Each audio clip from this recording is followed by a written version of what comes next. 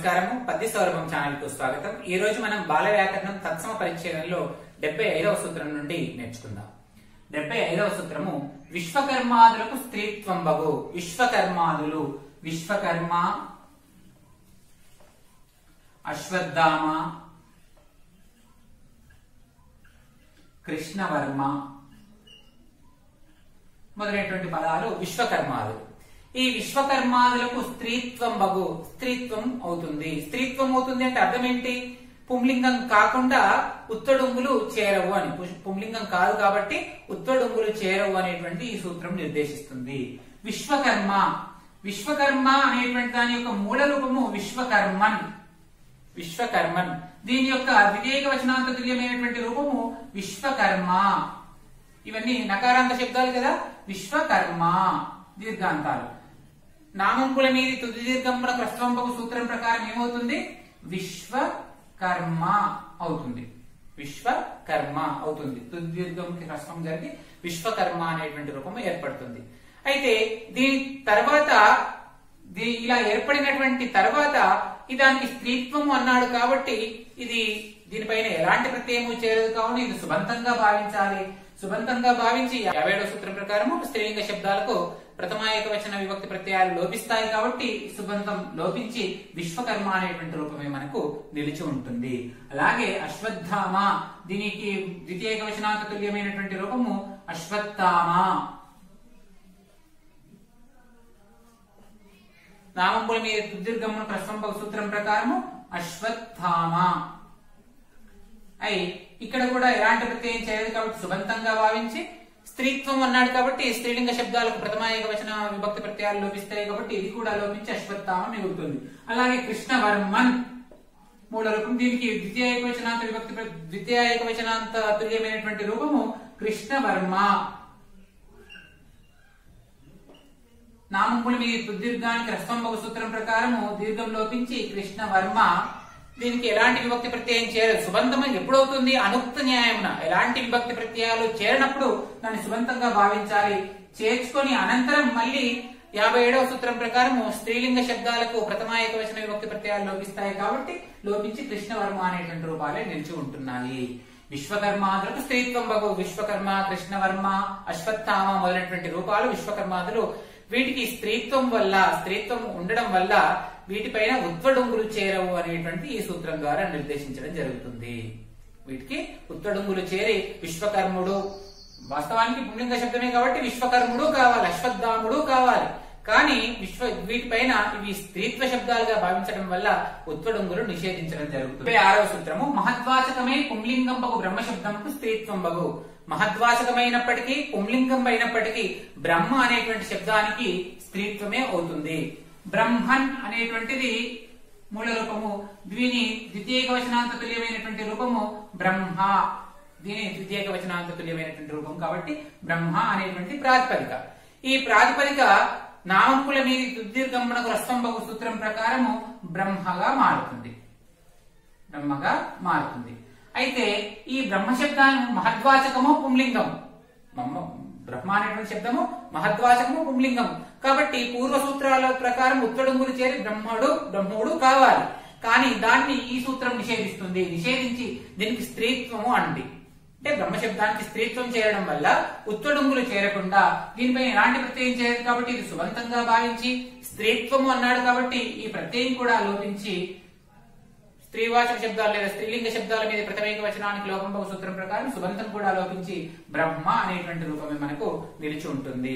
ఇది ఎక్కడ మహద్వాచకంపై పుంలింగమైనటువంటి బ్రహ్మ శబ్దమునకు స్త్రీత్వం బగు. మహద్వాచకమై పుంలింగం అయి ఉన్నప్పుడు దానికి ఎలాంటి ప్రత్యయాలు చేరకుండా బ్రహ్మ అనేటువంటి రూపమే నిలిచి ఉంటుంది. ఒకవేళ అది అమహద్వాచకమై నపుంసకలింగమైంది అనుకోండి, తపస్సు అనేటువంటి అర్థం ఉంది.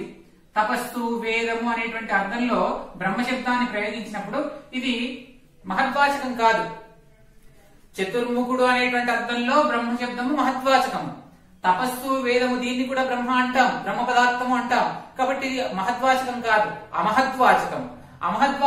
అమహద్వాచకము కాబట్టి ఇది బ్రహ్మ దీర్ఘంగా ఉండి ఇంతకుముందు సూత్రం ప్రకారం నామంలో దీర్ఘమునకు హ్రస్వంబగు సూత్రం ప్రకారం బ్రహ్మగా మారి ఇది అదంతము అమహత్ నపుంసకలింగము కాబట్టి దీనికి మువర్ణము చేరి బ్రహ్మము అనేటువంటి రూపం మనకు ఏర్పడుతుంది. అంటే చతుర్ముఖుడు దేవదేవుడు చతుర్ముఖుడు అనేటువంటి అర్థంలో తీసుకున్నప్పుడు బ్రహ్మ శబ్దంకు స్త్రీత్వం వస్తుంది. దానిపైన ఎలాంటి ప్రత్యయాలు చేరవు కాబట్టి సుబంతంగా భావించి అది స్త్రీత్వంగా ఉన్న సుబంతం కూడా లోపించి మనం బ్రహ్మ శబ్దం నిలిచి ఉంటుంది. అలా కాకుండా బ్రహ్మ శబ్దాన్ని మనం అమహత్తుగా నపుంసకలింగాలుగా ప్రయోగించినప్పుడు, వేదము తపస్సు అనే అర్థంలో ప్రయోగించినప్పుడు అమహత్ నపుంసకలింగాలు అదంతాలైనప్పుడు మువర్ణకంబవు అనేటువంటి సూత్రం ప్రకారము మువర్ణము చేరి బ్రహ్మము అనేటువంటి రూపము ఏర్పడుతుంది. మహద్వాచకమై పుంలింగంబగు బ్రహ్మశబ్దమునకు స్త్రీత్వంబగు. మహద్వాచకం కావాలి, చతుర్ముఖుడు బ్రహ్మ మహద్వాచకమే కదా, అలా మహద్వాచకము పుంలింగం అయినప్పుడు బ్రహ్మశబ్దం పైన ఎలాంటి ప్రత్యయము చేరదు, బ్రహ్మరూపం ఏర్పడుతుంది. మహద్వాచకం కానప్పుడు మాత్రము అమహత్తుకు మాత్రము మువర్ణం చేరి బ్రహ్మము అనేటువంటి రూపము ఏర్పడుతుంది. 77వ సూత్రము ఆత్మీయమని జంతములకు నాంతములకు మనుజ సంజ్ఞలకు స్త్రీత్వంపు బహుళంబుగానగు. ఆత్మీయమని జంతములకు నాంతములకు మనుజ సంజ్ఞలకు ఆత్మ ఇమని జంతములకు ఇమనిచ్ అంతము, ఇమనిచ్ అనేటువంటి ప్రత్యయం అంతంగా ఉండేవాటికి, నాంతములకు మనుజ సంజ్ఞలకు నాంతం నకారం అంతంగా ఉండేటువంటి మనుజ సంజ్ఞలకు స్త్రీత్వంపు బహుళంబుగానగు అంటున్నాడు. ఆత్మాన్ ఆత్మన్ దీని ప్రథమ ఏకవచనాంత తుల్యమైనటువంటి రూపము ఆత్మ. ప్రథమ ఏకవచనాంత తుల్యమైనటువంటి రూపం ఏమవుతుంది? ఆత్మ. ఈ ఆత్మ అనేటువంటి దీర్ఘాంతం కాబట్టి నామంబు మీది తుది దీర్ఘంబునకు రస్వంబగు అనేటువంటి సూత్రం ప్రకారము ఆత్మ అనేటువంటి రూపము ఏర్పడుతుంది. ఆత్మ అనేటువంటి రూపము ఏర్పడుతుంది. ఆత్మ అనేటువంటి రూపం ఏర్పడిన పిమ్మట ఈ సూత్రం ప్రకారం స్త్రీత్వము బహుళము అన్నాడు.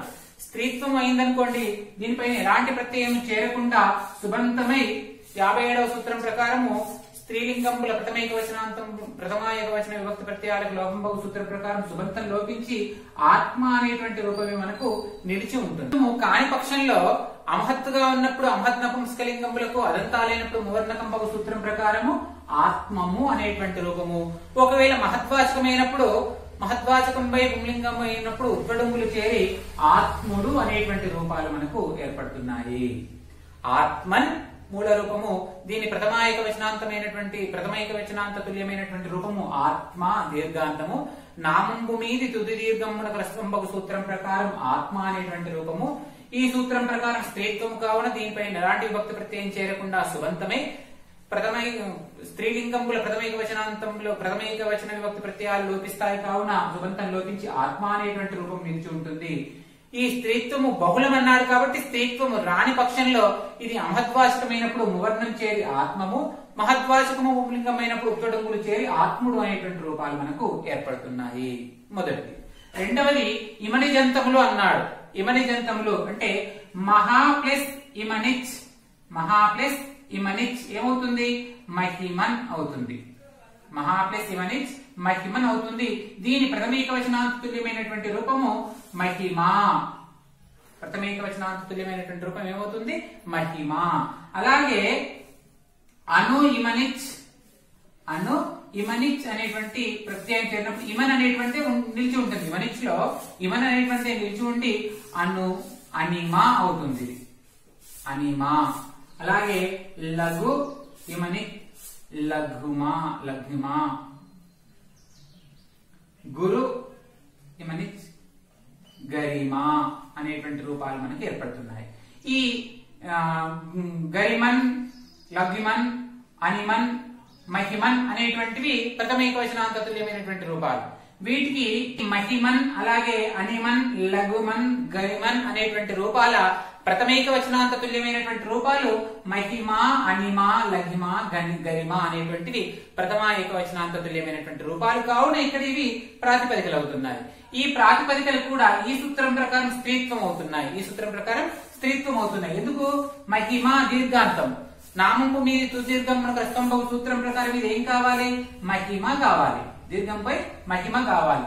ఈ సూత్రం ప్రకారము స్త్రీత్వం వస్తుంది కాబట్టి దీనిపై ఎలాంటి ప్రత్యయం చేరకుండా సుబంతం చేరి స్త్రీవాచకంబుల లేదా స్త్రీలింగంబుల ప్రథమ ఏకవచన విభక్తి ప్రత్యయాల లోకంబగు సూత్రం ప్రకారం సుబంతం లోపించి మహిమ అనేటువంటి రూపమే నిలిచి ఉంటుంది. అలాగే అనిమ అనేటువంటి రూపమే మనకు నిలిచి ఉంటుంది. లఘిమ, గరిమ, హ్రస్వాంతాలైనటువంటి రూపాలే మనకు ఈ సూత్రం ప్రకారము నిలిచి ఉంటాయి. ఎందుకు? స్త్రీత్వం బహుళం అన్నాడు కాబట్టి ఈ వీటన్నింటికీ కూడా స్త్రీత్వం వచ్చినప్పుడు మహిమ, అనిమ, లగిమ, గరిమ అనేటువంటి రూపాలే ఇక్కడ బహుళం అన్నాడు. వీటికి స్త్రీత్వం బహుళం అన్నాడు కాబట్టి ఒకవేళ స్త్రీత్వం రాని పక్షంలో ఇవి అమహత్ నపుంసకలింగాలు కాబట్టి మువర్ణం చేరి మహిమము, అనిమము, లగిమము, గరిమము అనేటువంటి రూపాలు మనకు నిలిచి ఉంటాయి. ఒకసారి ఇమనిజంతంలో ఇమనిచ్ ప్రత్యయం అంతంగా కలిగినటువంటి రూపాలు ఇమనిజంతాలు. ఇమనిచ్ లో ఇమన్ అనేటువంటిది నిలిచి ఉంటుంది. మహా ఇమనిచ్, మహా ప్లస్ ఇమన్ మహిమన్, లఘు అను ప్లస్ ఇమనిచ్, అను ప్లస్ ఇమన్ అనిమన్, లఘు ప్లస్ ఇమనిచ్, లఘు ప్లస్ ఇమన్ లగిమన్, గరిమన్ అనేటువంటి రూపాలు ఏర్పడ్డాయి. మహిమన్, అనిమన్, లగిమన్, గరిమన్ అనేటువంటి రూపాలు. వీటి ప్రథమ ఏకవచనాంత తుల్యమైనటువంటి రూపాలు దీర్ఘాంతాలు. మహిమ, అనిమ, లగిమ, గరిమ అనేటువంటివి ప్రథమ ఏకవచనాంత తుల్యమైనటువంటి రూపాలు. కావున ఇవి ప్రాతిపదికలు. ఈ ప్రాతిపదికలైనప్పుడు నామంబు మీది తుది దీర్ఘమునకు హ్రస్వంబగు సూత్రం ప్రకారం వీటిలోని దీర్ఘం లోపించి మహిమ, అనిమ, లగిమ, గరిమ అనేటువంటి రూపాలు ఏర్పడుతున్నాయి. ఈ సూత్రం ప్రకారం స్త్రీత్వం బహుళమన్నాడు కాబట్టి ఇవి స్త్రీత్వాలుగా మారినప్పుడు స్త్రీ శబ్దాలైనప్పుడు వీటిపైన ఎలాంటి విభక్తి ప్రత్యయాలు చేయకుండా సుబంతాలై స్త్రీలింగ శబ్దాల ప్రథమ ఏకవచన విభక్తి ప్రత్యయాలకు లోపంబగు సూత్రం ప్రకారం సుబంతం కూడా లోపించి మహిమ, అనిమ, లగిమ, గరిమ అనేటువంటి రూపాలే నిలిచి ఉంటున్నాయి. స్త్రీత్వం బహుళమన్నాడు కాబట్టి స్త్రీత్వం రాని పక్షంలో ఇవి అమహత్తులు నపుంసకలింగాలే, అదంతాలు కాబట్టి మువర్ణం చేరి అమహన్ నపుంసకలింగముల అదంతములకు మువర్ణం చేరి మహిమము, అనిమము, లఘుమము, గరిమము అనేటువంటి రూపాలు ఏర్పడుతున్నాయి. ఇక చివరి నాంతములు దేవశర్మన్ నాంతం. నాంతములకు కూడా స్త్రీత్వం బహుళం అన్నాడు కాబట్టి దేవశర్మన్, దీని ప్రథమేక వచనాంత తుల్యమైనటువంటి రూపము దేవశర్మ. నామంబుల తుదీర్ఘము హ్రస్వంబగు సూత్రం ప్రకారము దేవశర్మ. ఈ సూత్రం ప్రకారం స్త్రీత్వం కాబట్టి దీనిపైన విభక్తి ప్రత్యయం చేరకుండా సుబంతమై అది లోపించి దేవశర్మ అనేటువంటి రూపమే మనకు నిలిచి ఉంటుంది. స్త్రీత్వం బహుళమన్నాడు కాబట్టి స్త్రీత్వం రానప్పుడు ఇది పుంలింగము మహద్వాచకం కాబట్టి ఉత్కడుంగులు చేరి దేవశర్ముడు అనేటువంటి రూపాలు మనకు నిలిచి ఉంటాయి. ఆత్మీయమనిజంతముల నాంతములకు మనుజ సంజ్ఞలకు స్త్రీత్వము బహుళముగానగు. ఆత్మ, ఇమనిజంతాలు, నాంతాలైనటువంటి మనుజ సంజ్ఞలు మనుషుల్ని సూచించేటువంటి పదాలకు స్త్రీత్వం బహుళంగా వస్తుంది. స్త్రీత్వం వచ్చినప్పుడు వాటిపైన ఎలాంటి ప్రత్యయాలు చేరకుండా ఆత్మ, మహిమ, అనిమ, లగిమ, గరిమ, దేవశర్మ అనేటువంటి రూపాలు ఏర్పడుతున్నాయి. స్త్రీత్వము రాని పక్షంలో ఆత్మ అమహత్ నపుంసకలింగమైనప్పుడు ఆత్మము, మహద్వాచకం పుంలింగమైనప్పుడు ఆత్ముడు అనేటువంటి రూపాలు ఏర్పడుతున్నాయి. ఇమనిజాంతాలు అమహత్ నపుంసకలింగాలు అయినప్పుడు అనిమము, లగిమము, గరిమము, మహిమము అనేటువంటి రూపాలు ఏర్పడుతున్నాయి. ఇది మహద్వాచకం కాదు కాబట్టి. ఇది మహద్వాచకం అయినప్పుడు దేవశర్ముడు అనేటువంటి రూపాలు ఈ సూత్రం ద్వారా ఏర్పడుతున్నాయి. 8వ సూత్రము మహత్వమున స్వార్థం పరంబగు రాజశబ్దము రాజు నావడు. మహత్వాచకమున స్వార్థాన్ని తెలిపేటువంటి రాజశబ్దము రాజు నావడు. రాజా అనేటువంటిది ప్రాతిపదిక. నామంపు మీది తుది దీర్ఘం మనకు హ్రస్వంబగు సూత్రం ప్రకారము రాజా దీర్ఘం లోపించి రాజా కావాలి. అనంతరం ఇది మహద్వాచకము పుంలింగం కాబట్టి ఉత్వడొంగులు చేరి రాజుడు కావలసి ఉండగా ఈ సూత్రం ఏమని నిర్దేశిస్తుంది? దీని స్థానంలో రాజు అనేటువంటి శబ్దం వస్తుందని నిర్దేశిస్తుంది కాబట్టి ఇది కూడా నిపాత సూత్రమే. అంటే సాధారణంగా రావాల్సిన పదానికి విభిన్నంగా కొత్త పదాన్ని నిర్దేశిస్తుంది కాబట్టి నిపాత సూత్రం అనొచ్చు. రాజా ప్రాతిపదిక, దీనికి దీర్ఘము నామము దీర్ఘము హ్రస్వంబగు సూత్రం ప్రకారం రాజా, ఉత్తడంగులు చేరి రాజుడు కావలసి ఉండగా దీన్ని నిర్దేశిస్తున్నాడు వ్యాకర్త. రాజు అనేది అవుతుంది అనేటువంటిది ఈ సూత్రం ద్వారా నిర్దేశిస్తున్నాడు. మహత్వమున స్వార్థంబగు రాజశబ్దము రాజునామడు. ఉదాహరణకి ఖగరాజ అనేది ప్రాతిపదిక. ఈ ఖగరాజ అంటే ఖగముల యొక్క రాజా. షష్ఠి తత్పురుష సమాసం. తత్పురుష సమాసము ఉత్తర పద ప్రాధాన్యం కలిగినటువంటిది. స్వార్థం అంటే ఖగముల యొక్క రాజా అంటే వీటికి సంబంధించినది అనేటువంటి అర్థంలో తీసుకుంటున్నాం. కాబట్టి ఈ ఖగరాజ అనేటువంటి ప్రాతిపదిక స్వార్థం గురించి చెప్తున్నప్పుడు ఈ రాజశబ్దానికి రాజు వచ్చి ఖగరాజు అనేటువంటి రూపమే ఏర్పడుతుంది తప్ప ఇది మహద్వాచకం కాబట్టి ఖగరాజుడు లేదా ఖగరాజుడు అనేటువంటి రూపము నిషిద్ధించి ఖగరాజు అనేటువంటి రూపాన్ని ఇక్కడ చెప్పడం జరుగుతుంది. ఒకవేళ అమహద్వాచకమైనప్పుడు మువర్ణం చేరి వృక్షరాజ, ఇది అమహద్వాచకం. అమహద్వాచకము నపుంసకలింగం కాబట్టి అదంతమైనటువంటి అమహద్ నపుంసక లింగాలకు మువర్ణకంబక సూత్రం ప్రకారం మువర్ణం చేరి వృక్షరాజము అనేటువంటి రూపం మనకు ఏర్పడుతుంది. వృక్షరాజము అనేటువంటి రూపమే ఏర్పడుతుంది. ఇలా మహత్వమున స్వార్థపరంబకు రాజశబ్దము రాజునావడు. మహద్వాచకాలలో ఖగరాజు అనేటువంటి మహద్వాచకం కదా, మహద్వాచక శబ్దాలలో స్వార్థపరంబగు దీనికి సంబంధించినది అనేటువంటి చెప్పేటువంటి అర్థంలో రాజా అనేటువంటి శబ్దము రాజునామడు, ఖగరాజు అయింది తప్ప ఉత్తడుంగులు చేరి, మహద్వాచకం కాబట్టి ఉత్తడుంగులు చేరి ఖగరాజులు కావాల్సింది కానీ కాదు. ఎందుకు కాదంటే నిపాతం చేస్తున్నాడు ఇక్కడ. రాజా అనేటువంటి శబ్దం రాజులు కావాల్సి ఉండగా రాజుయే అవుతుంది అనేటువంటి నిర్దేశిస్తున్నాడు. కావున ఖగరాజు అయింది. ఖగముల యొక్క రాజు లేదా ఖగములకు రాజు.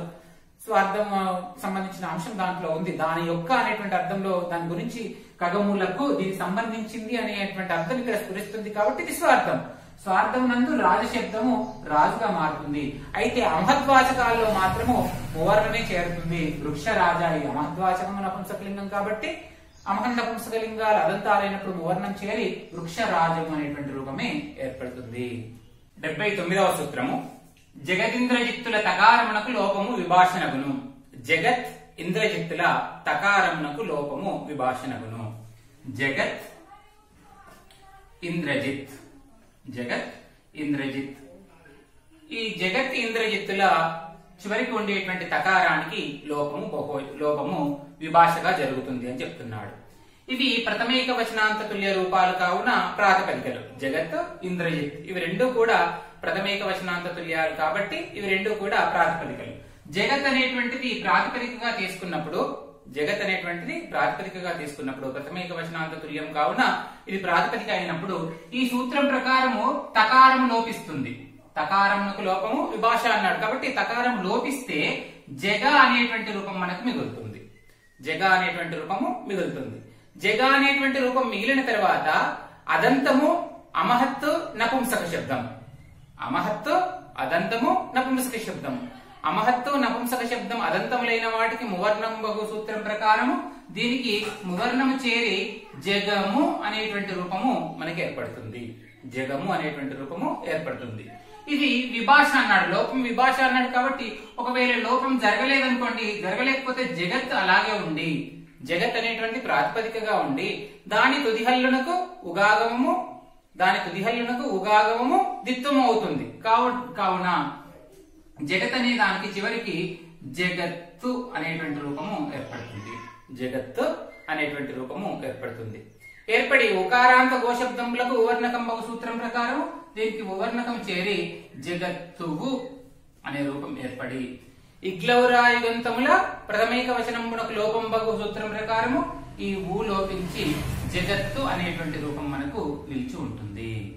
అలాగే ఇంద్రజిత్ అనేటువంటి పదం, ఇంద్రజిత్ అనేటువంటి ప్రథమైక వచనాంత తుల్యమైనటువంటి రూపం కావున ప్రాతిపదిక. ఈ సూత్రం ప్రకారం తకారం లోపించి ఇంద్రజి అవుతుంది. అనేటువంటి రూపము, ఇంద్రజి అనేటువంటి ఈ రూపం మహద్వాచకం కావున డుంగ్ చేరుతుంది. డుంగ్ చేరిన తర్వాత 44వ సూత్రం ప్రకారము ఇగ్లౌరాయుగంతముల ప్రథమైక వచనమునకు లోపంబగు సూత్రం ప్రకారం ఇది ఇకారాంత శబ్దం. ఇంద్రజి అనేది ఇకారాంత శబ్దం కాబట్టి దీని పైన ఉండేటువంటి ప్రథమ ఏకవచన విభక్తి ప్రత్యయం డుంగ్ ప్రత్యయం లోపించి ఇంద్రజి అనేటువంటి ఈ రూపమే మనకు నిలిచి ఉంటుంది. ఇది తకార లోపం విభాష అన్నాడు కాబట్టి తకారం లోపించని పక్షంలో తకారం నిలిచే ఉంటుంది అనుకోండి.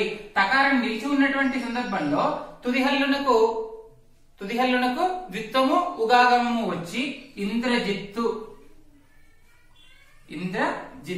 అనేటువంటి రూపం మనకు ఏర్పడుతుంది. దీనిపైన కూడా మళ్ళీ మనకు ఉత్తడుంగులు చేరిన సందర్భంలో మహద్వాచకం కాబట్టి ఉత్తడుంగులు చేరుతాయి కాబట్టి డుంగు చేరుతుంది.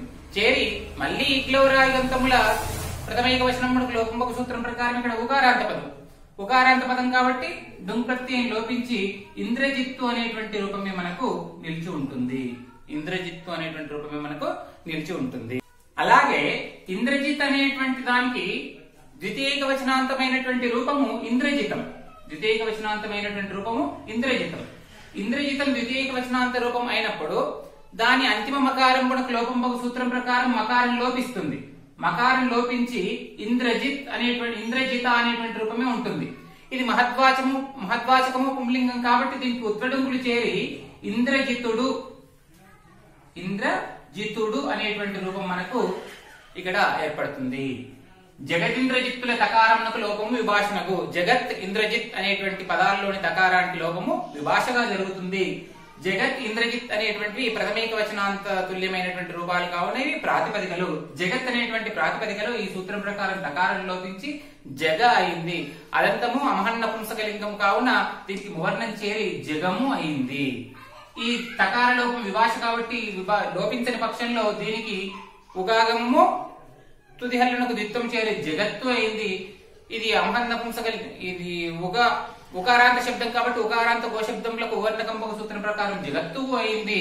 అనంతరం ఇగ్లౌరాయుంతంలో ప్రథమేక వచనమునకు లోపంబక సూత్రం ప్రకారం ఇది ఉకారాంత శబ్దం కాబట్టి ఉవర్ణం లోపించి జగత్తు అనేటువంటి రూపం నిలిచి ఉంది.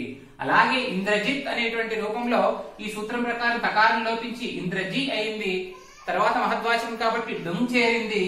డుంగ్ చేరిన తర్వాత ఇగ్లౌరాయుంతంలో ప్రథమేక వచనమునకు లోపంబక సూత్రం ప్రకారం ఇది ఇకారాంత శబ్దం కాబట్టి డుంగ్ లోపించి ఇంద్రజి అనేటువంటి రూపమే మిగిలి ఉంది.